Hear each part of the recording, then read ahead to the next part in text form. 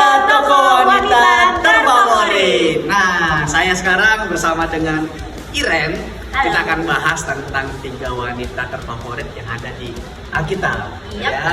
Oke, nah kita akan bahas tiga wanita yang menurut Iren nih menarik atau yang Iren suka di dalam Alkitab. Yuk, dimulai dari Iren aja dulu. Nah, jadi tokoh yang ketiga yang bakal aku pilih adalah Hana. Seperti kita tahu dari ceritanya Hana, dia sakit hati atas kematian Penina karena Penina bisa hamil sedangkan dia enggak.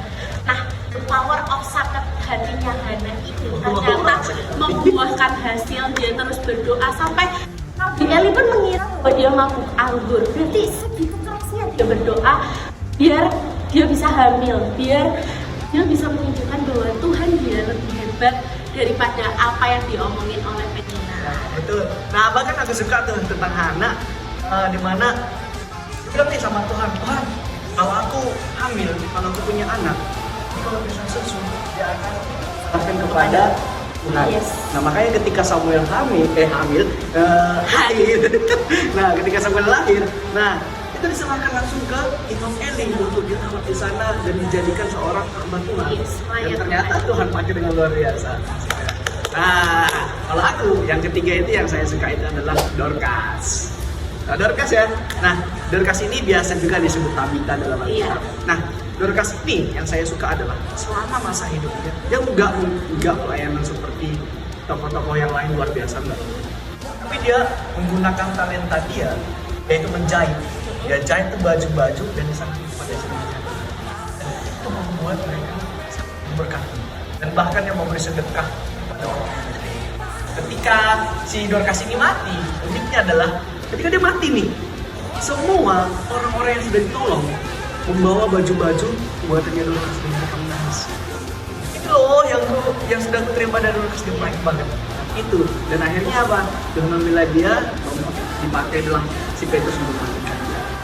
Nah, yang kedua aku bakal pilih Esther sebagai cewek cantik. Udah pasti aku bakal pilih Esther yang cantik ini. Cantik hari lagi ya, Yes. parfumnya keren gitu.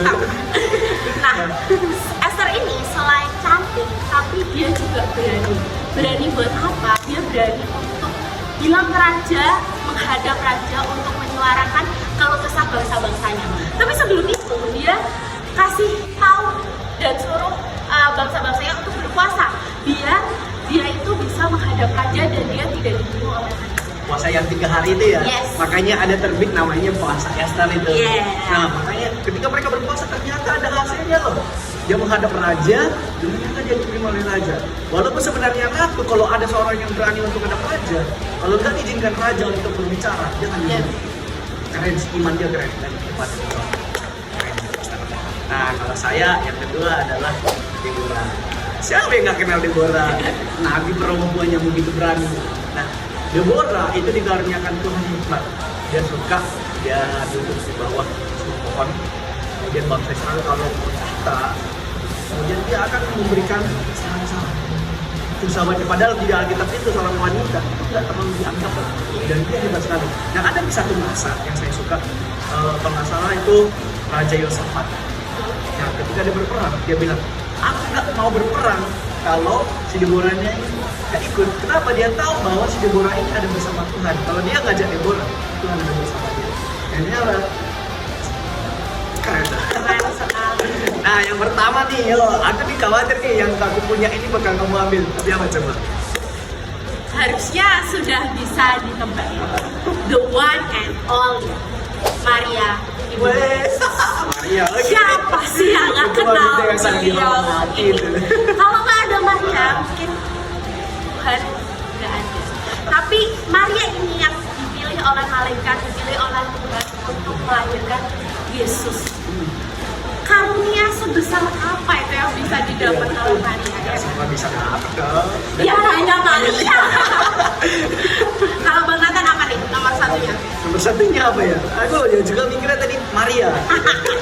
Udah gak ambil. Oke, aku ngambil itu si ini. Siapa? Istrinya Abraham. Sarah. Itu. Hebat juga loh. Dari seperti sama seperti si anak tadi. Yang saya salutkan di sini adalah umur segitu sudah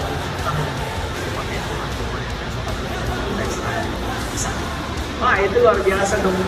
Mustahil rasanya bisa memperoleh anak di umur segitu. Iya, padahal dia sudah menopause. Menopause itu. Di umur segitu nggak mungkin. Dan Tuhan izinkan itu terjadi. Dan itu menjadi patokan iman kita sama sekarang. Nggak ada yang mustahil. Nah, itu tadi 3 tokoh wanita terfavorit bagi kami. Sampai bertemu kembali. Bye-bye.